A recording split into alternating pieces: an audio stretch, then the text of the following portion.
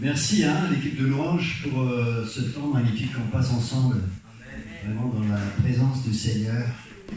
Alors ce matin, nous sommes l'avant-dernier jour, donc on approche la fin, et donc tout au long de ce parcours d'Élie et d'Élisée, nous avons vécu beaucoup de choses.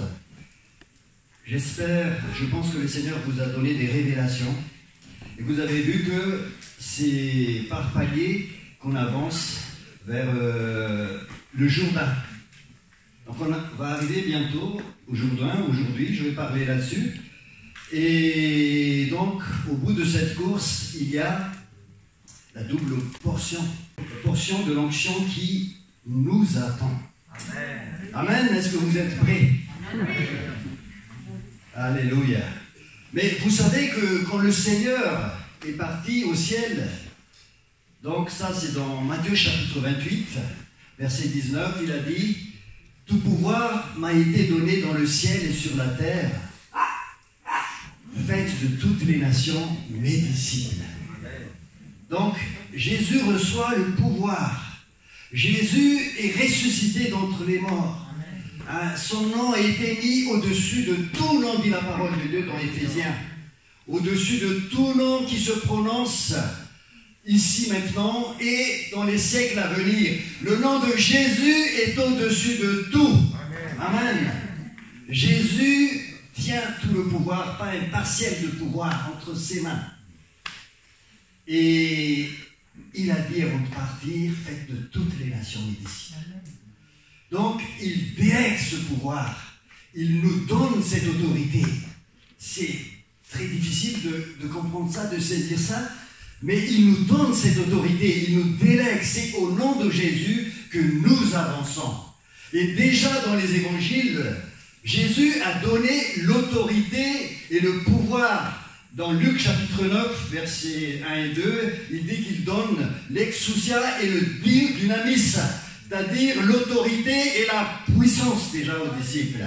Après, Luc chapitre 10, au 70, et Marc chapitre 16, verset 17, à tous ceux qui croient en son nom, voici les signes qui accompagneront leur ministère, leur prière. Ils imposeront les mains aux malades et les malades seront guéris. Ils expulseront les démons, ils parleront d'autres langues, et même s'ils boivent des boissons mauvaises, empoisonnées, ça ne leur fera rien. Et c'est un peu plus bas, c'est écrit que Dieu a testé. Et ça, il le donne à tous les croyants. Moi, j'ai vu, j'étais très jeune converti, il y avait quelqu'un qui était sous la possession, l'emprise des démons, et le nom de Jésus, alors que j'avais peut-être 6 mois de conversion. Dieu te donne l'autorité dès maintenant. C'est ce que la Bible dit. Par contre, il y a quelque chose qui s'acquiert tout au long de notre vie chrétienne. Et je vais parler de 2 choses aujourd'hui. Dans Luc chapitre 9 et Luc chapitre 10, Matthieu 10, quand Jésus envoie les disciples, il dit « Ne prenez rien pour le voyage, chassez les démons, priez pour les malades, prêchez les royaumes de Dieu. Si les gens vous recevraient, prononcez la paix. Si les gens ne vous recevraient pas, en sortant de cette ville, secouez la poussière de vos pieds en témoignage contre eux. » Il donne des instructions. Et des fois, quand on parle de formation de disciples, on prend ça et on dit « Ah, on va faire ces listes de choses. » Moi, je pense que c'est plus profond que ça. C'est plus profond que ça parce que Dieu veut nous transformer à son image. Galates chapitre 4, verset 19, c'est l'apôtre Paul qui parle. « J'éprouve encore les douleurs de l'enfantement jusqu'à ce que ce Christ soit formé en vous. » Ça, c'est plus long et plus difficile. J'éprouve encore les douleurs de l'enfantement jusqu'à ce que Christ soit formé en vous. Et donc, il y a un cheminement. Il y a des étapes. Gilgal, Bethel, Jéricho, Jourdain. Dieu me transforme. Et Élisée était accompagné d'Élie. Le maître était avec son disciple. Voilà, dans cette phrase de l'apôtre Paul, Galates 4, 19, je retiens 4 choses. L'enfantement, il s'agit d'enfanter des disciples. J'éprouve les douleurs de l'enfantement. Tu as déjà la puissance. Tu peux déjà prier pour les gens, tu peux expulser les démons, mais tu as besoin d'être encore enfanté, encore plus. Parce que cet enfantement-là, ça va durer. L'enfantement d'abord. Deuxièmement, le but, c'est de former le caractère de disciple en toi. Le caractère de Christ en moi. Je peux avoir toutes les puissances, je peux prier pour les malades, je peux chasser les démons, je peux faire des miracles qui déplacent les montagnes. Mais si je n'ai pas l'amour, zéro, dit l'apôtre Paul. Ça ne me sert de rien. J'ai besoin de faire grandir le caractère de Christ en moi. Former Christ en moi, c'est la deuxième chose. Troisième chose, donc, ce disciple-là vise aussi à nous transformer. C'est pour ça que je disais au début, c'est pas simplement une formation, je mets plein d'instructions dans ma tête et j'y vais. Non, Dieu veut changer ta vie.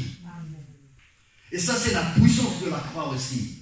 La croix nous justifie, nous déclare juste, mais la croix aussi, je suis mort, je suis crucifié et je suis transformé. Ce n'est plus moi qui vis, c'est Christ qui vit en moi. On va voir ça plus loin. Numéro 3, donc dans ce verset de l'apôtre Paul, le disciple et le maître travaillent ensemble dans ce travail d'enfantement. Le maître se mouille, il rentre dans l'eau et il apprend à nager, le disciple. C'est ce que je disais au début. Élie et Élisée étaient toujours ensemble. Ils descendaient ensemble dans chaque ville que j'ai mentionné tout à l'heure. Le maître se mouille. Le maître dit aussi, sois mon imitateur comme je suis l'imitateur de Jésus. Le maître est là. Donc nos aînés, il ne faut pas les mépriser, je parle aux jeunes, parce qu'ils sont là pour vous amener plus loin dans la foi. Ils sont là pour vous aider, pour vous accompagner, pour vous soutenir. Mais c'est vrai, comme eux, ils imitent le Christ, ayez les yeux sur Jésus, parce que c'est lui le véritable maître. Alors, quatrièmement, la durée de cet enfantement, la durée de ce changement de transformation. Combien de temps? Eh bien, dans ce passage-là, on voit que jusqu'à ce que Christ soit formé en vous, c'est plus ou moins lent. Il y a des gens qui sont charnels pendant des années et des années. 1 Corinthiens chapitre 3. Moi je suis de Paul, moi je suis d'Apollos, moi je suis de Céphas. L'apôtre Paul dit, depuis longtemps j'aurais dû vous donner de la nourriture solide, mais impossible. Vous êtes encore charnel, vous êtes encore à des disputes, vous regardez encore à des choses charnelles et vaines. Qui fait croître, c'est Christ qui fait croître. Regardez Jésus. Essayez de croître rapidement, frères et sœurs. Parce que ça dépend de vous. Il y a des chrétiens qui passent leur temps à faire des ragots, à regarder telle autre personne, et ils perdent leur temps. Ils s'engagent dans même, je dirais, dans des petites batailles, au lieu de voir le général Jésus qui nous amène vers la stratégie. Vous vous rappelez de Jéricho, il y a une stratégie qui va faire tomber les murs. C'est le général qui dit ça, ayant les yeux fixés sur lui. Amen. Alors, l'apôtre Paul, il dit que nous savons que notre vieille nature a été crucifiée avec lui, afin que ce corps de péché soit crucifié et que ce corps de péché soit réduit à l'impuissance. Le but, c'est de briser ce corps de péché, la vieille nature, ce n'est pas notre corps physique. Afin que ce corps soit réduit à l'impuissance grâce à la puissance de la croix. Waouh! La croix sert à cela aussi, mes frères et sœurs. Ça ne sert pas simplement à nous justifier, parce que la croix, je vais dire rapidement, à la croix, Jésus a été jugé à notre place, sans que nous fassions rien. Jésus a été offert comme un agneau à notre place. Nous n'avons rien fait. Jésus a tout payé, il a payé la dette, tout est accompli, tételestai. En grec, tout est soldé. Il a fait ça, il ne t'a pas demandé ton avis. Si tu adhères, tu prends et tu es justifié. Tu es sauvé. L'agneau de Dieu a été crucifié. L'agneau de Dieu a été jugé. Le jugement de Dieu est tombé sur lui. Le châtiment qui nous donne la paix est tombé sur Jésus. Mais la croix n'est pas terminée là. La croix veut te transformer. Ça, c'est le deuxième volet de la croix. Et on oublie ça. On s'arrête là. Tous nos chants sont là. On oublie que j'ai été crucifié avec Christ. La croix travaille aussi dans ma vie. Au travers du baptême, on voit bien le symbole de la croix, mort, ressuscité. Je suis transformé. C'est ça la puissance de la croix. Sinon, tu es un chrétien charnel et tu restes encore à des disputes, à des choses futiles, inutiles. Laisse le Saint-Esprit t'amener à cette crucifixion et accepte que, afin que le péché soit réduit à l'impuissance, parce que j'ai été crucifié. J'ai été crucifié avec Christ, ce n'est plus moi qui vis, c'est Christ qui vit en moi.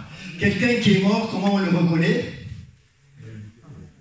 On peut lui donner des coups de pied, il ne bouge plus. On peut l'insulter, faire des diffamations sur lui, se moquer de lui, il ne bouge plus, il est mort. On peut aussi lui faire des éloges. Waouh, tu es super, oh, tu es fort, tu es bien, ouais, super, Dieu t'utilise. S'il est réellement mort, il sait que c'est Jésus. Hein? Mort, mais pas diminué. Hein? On entend souvent cette expression, il faut que je diminue et lui croisse. Ça, c'est de Jean-Baptiste. Mais la Bible ne parle pas de diminution. Il parle de mourir. Mort. Je dis ça, mais c'est pour moi aussi. Hein. On ne sait pas qu'André... Alors, maintenant, je vous parlais donc, l'apôtre Paul utilise un terme métamorpho.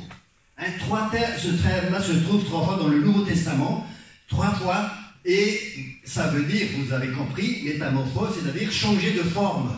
Et la première fois que l'Évangile l'utilise, c'est lors de la transfiguration. Transfiguré, métamorpho. Là, Jésus resplendissait de gloire, mais il a eu cette révélation. Donc Dieu veut te transformer. C'est ça le but de Dieu. Et ça commence par une révélation. Ça commence par une révélation particulière. Tu seras resplendi de révélation. Tu es mon fils bien-aimé. Tu es en toi, j'ai mis toute mon affection. Ça, c'est dans Matthieu chapitre 17, hein, la transfiguration. Et Dieu veut te révéler à toi d'abord. Deuxièmement, ce mot est utilisé aussi, je l'ai déjà dit au tout début, mais je le rappelle, c'est important, utilisé dans Romains chapitre 12, verset 2. Ne vous conformez pas au présent siècle, mais soyez transformés par le renouvellement de l'intelligence. Le métamorpho de l'intelligence. Le renouvellement, c'est-à-dire change de paradigme. Change de façon de penser. Pas comme le présent siècle. Laisse le Saint-Esprit donner la pensée du royaume et regarde-toi déjà avec cela. Et regarde les gens aussi avec cette pensée. Regarde le monde. Regarde tous. Et autour de toi, regarde avec les yeux de Jésus. Change de paradigme. Laisse tomber maintenant le paradigme de ce présent siècle. Renouvellement de l'intelligence. Et la troisième verset, le troisième verset, c'est dans 2 Corinthiens chapitre 3, verset 18. Nous tous qui avons le visage découvert, nous reflétons comme dans un miroir la gloire de Dieu et nous sommes transformés de gloire en gloire. La gloire de Dieu est sur toi et il te transforme. Ne te décourage pas. Il te transforme de gloire en gloire. C'est un long processus. C'est ça la formation de disciples, mes amis. Ce n'est pas simplement des instructions à appliquer, de chasser les démons ou de prier pour les malades. Ça, c'est bon. Tu l'as déjà. Mais Dieu veut t'amener plus loin. Il veut changer ton caractère. Il veut te transformer, même au bout de 40 ans de conversion. Dieu veut te changer parce qu'il veut t'utiliser. Alors dis dans ton cœur très calmement, Jésus te voit. Je veux, Jésus, que tu transformes ma vie à ton image, de gloire en gloire. On va prier tout à l'heure. Dans cette école de formation, transformation, on a des gens déjà donc vécu beaucoup d'étapes. Gilgal, c'était quoi? C'était la guérison des blessures, pardon? parle plus fort. Purification, sanctification, etc. Mais surtout, la circoncision, la nouvelle naissance, le dépouillement, ça c'est Colossiens chapitre 2, verset 11, circoncision aussi, et le dépouillement de la vieille nature. Et ensuite, il a enlevé l'opprobre qui était sur notre vie, à cause de l'esclavage, on est dit, en Égypte, du péché. Je ne suis plus esclave de la peur, je suis enfant de Dieu. Waouh! Si tu n'as pas encore cette identité-là, il faut que tu reviennes à Gilgal. Ton identité est fondamentale. Quand tu as ton identité, si tu es blessé, tu vas blesser les autres.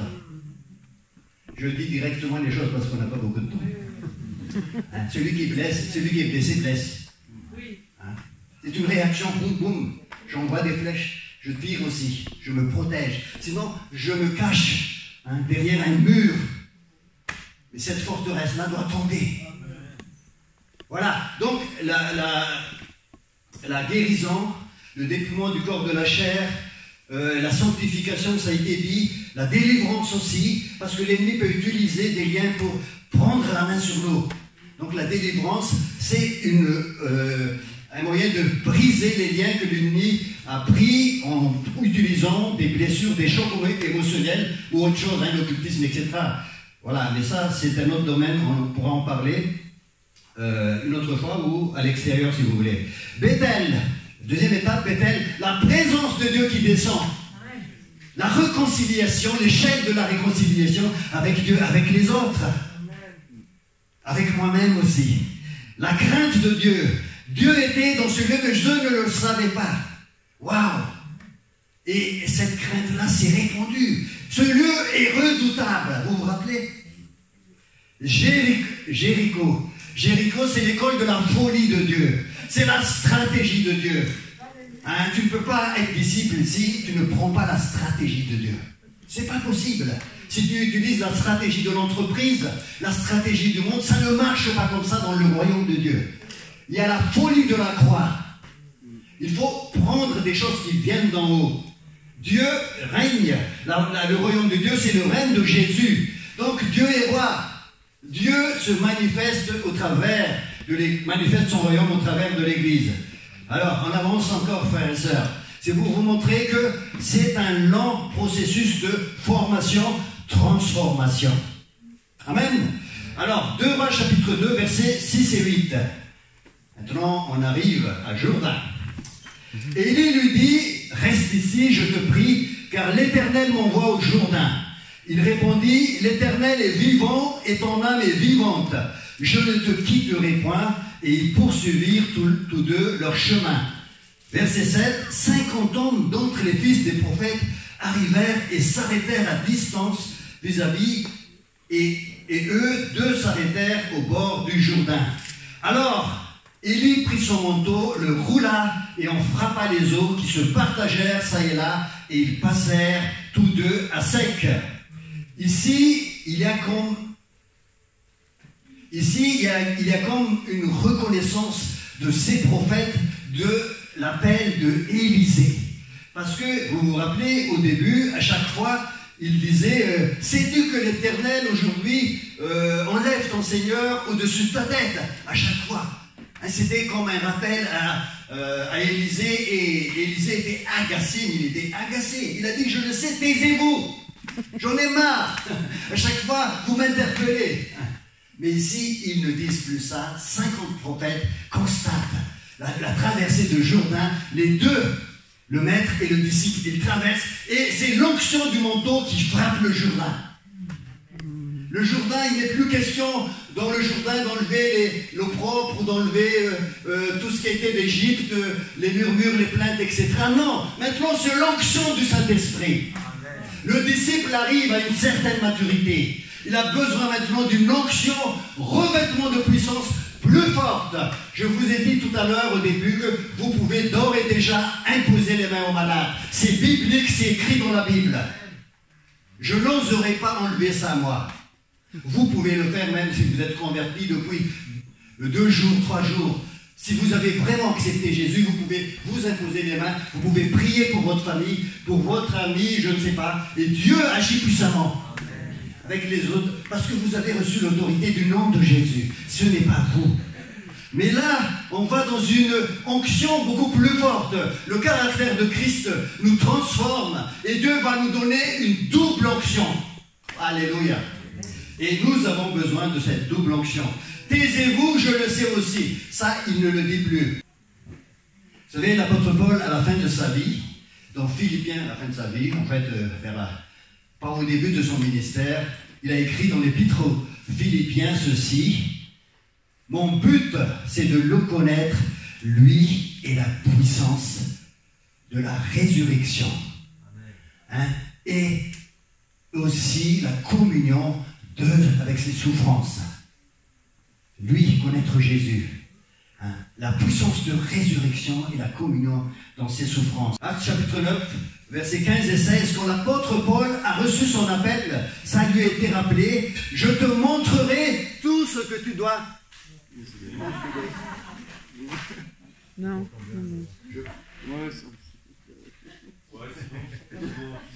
Au pire, on entend. Ouais, on entend, André. Hein. On entend, je continue, et après... Non, mais change la pile. Alors, vous m'entendez, hein? Moi, je parle un peu plus fort. Voilà, donc, il a reçu ceci: je te montrerai tout ce que tu dois souffrir pour mon nom. Donc, il y a de la souffrance, frères et sœurs.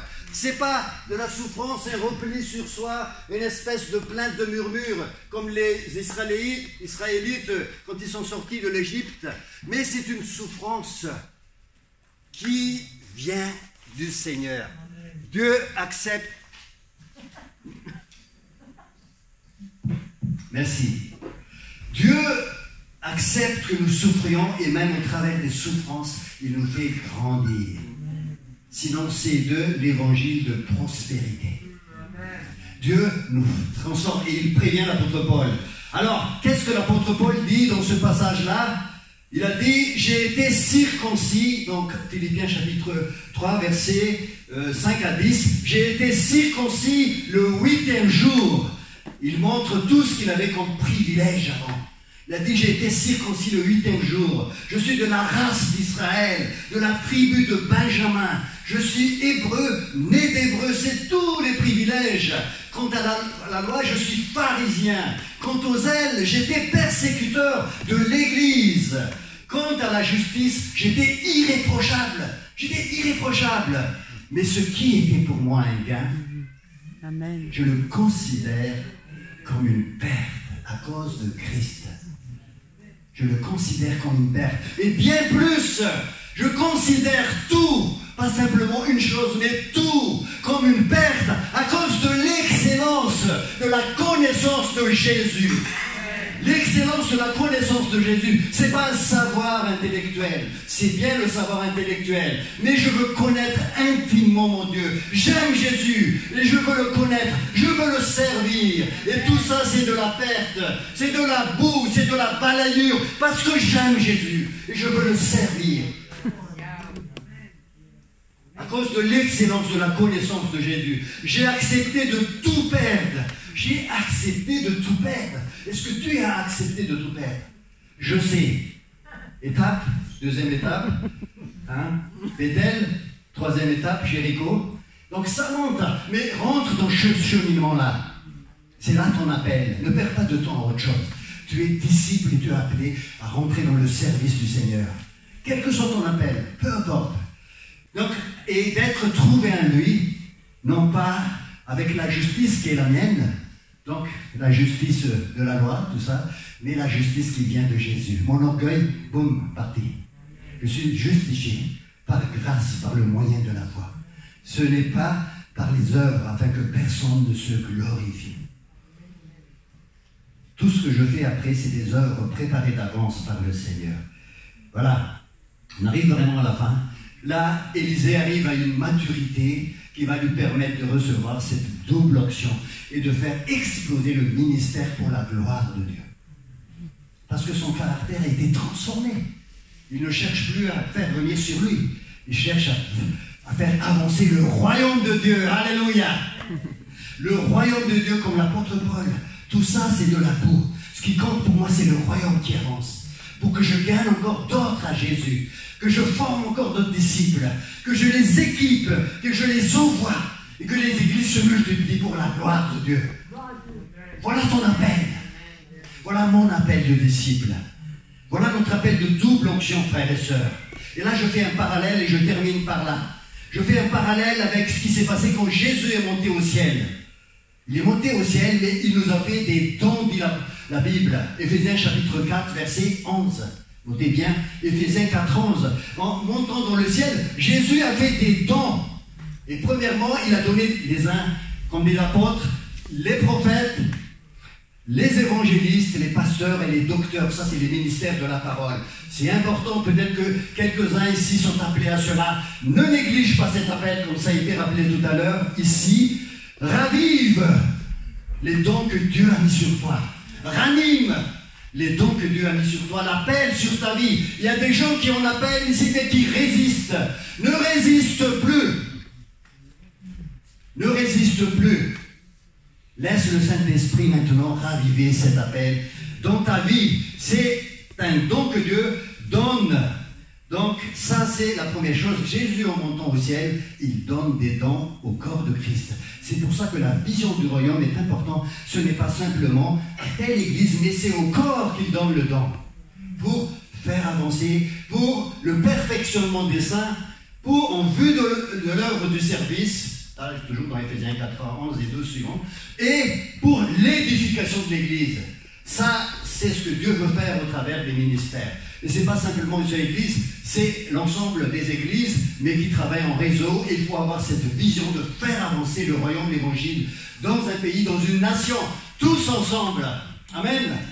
Mais aussi, il veut, Jésus a donné aussi un revêtement de puissance. Ça, c'est la deuxième chose. Je vais terminer par là. Dans Luc, chapitre 24, verset 49, j'ai déjà parlé de ça, mais juste un rappel. Il a dit ceci aux disciples, avant que les disciples partent, avant qu'ils partent aussi. « Voici, j'enverrai sur vous ce que mon Père a promis, mais vous, restez là, bougez pas. Restez là dans la ville jusqu'à ce que vous soyez revêtus du manteau qui descend sur vous. » Il y a un équipement spirituel pour le ministère. On a besoin. N'ayez pas peur du Saint-Esprit. Des gens qui disent, oh, le Saint-Esprit, oh, non, n'ayez pas peur, n'ayez pas peur. Il y a un revêtement de puissance. Il y a un manteau comme Élie laisse à Élisée. Il y a un manteau, Jésus veut les revêtir. Vous voyez cette image de manteau qui vient d'Élie et qui arrive là. Et Jésus, quand il a commencé son ministère, l'Esprit du Seigneur est sur moi parce qu'il m'a oint pour guérir ceux qui ont les cœurs blessés, proclamer la délivrance aux captifs, la vue aux ceux qui sont aveugles, etc. Mais l'Esprit du Seigneur est sur moi. Sur moi, revêtu de puissance. Le manteau de la double onction pour l'avancement du royaume de Dieu.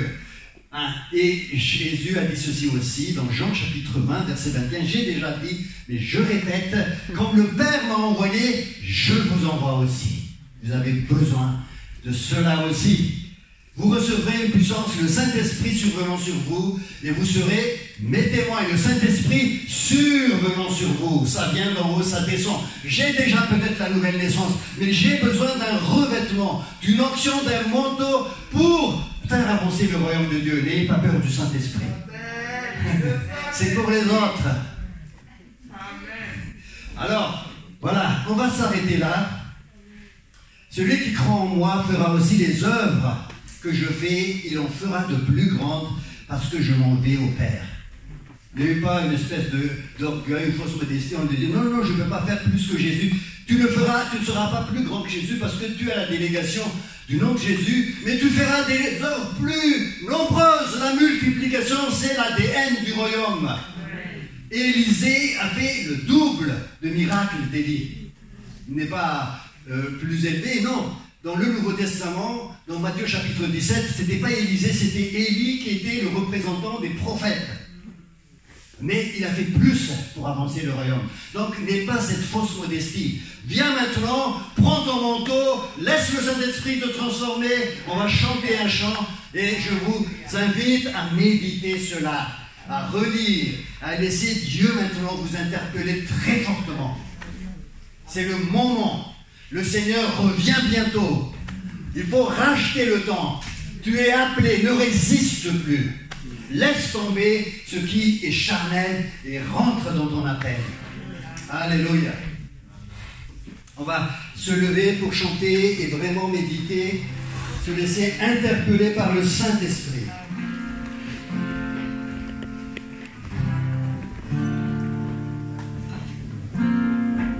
Si l'amour a souffert la croix, combien précieux son sang pour moi. La beauté des cieux vêtue de marron, cet amour parfait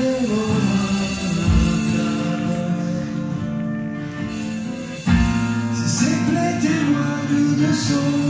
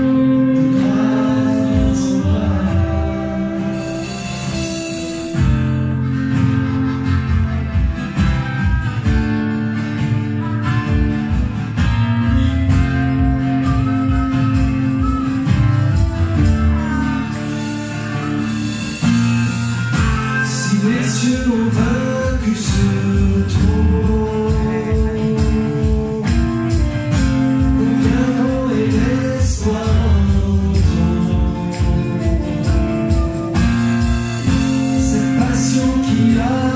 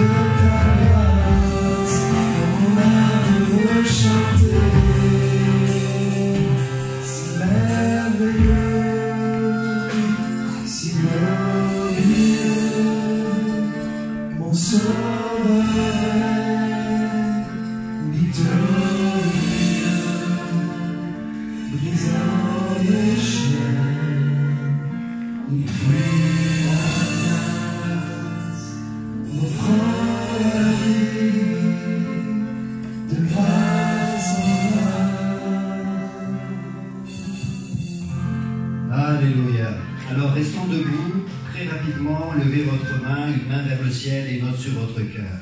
Aujourd'hui, tu vas ouvrir ton cœur à Jésus si tu ne le connais pas personnellement ou si tu l'as mis de côté pendant un certain temps.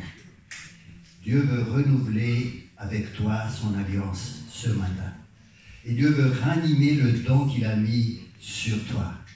Et toi qui as traîné pendant longtemps dans les œuvres de la chair, qui n'a pas pris cette décision de rentrer dans ton appel aujourd'hui, lève ta main et dis au Seigneur, Seigneur, je veux maintenant capituler et accepter l'appel que tu as mis sur ma vie,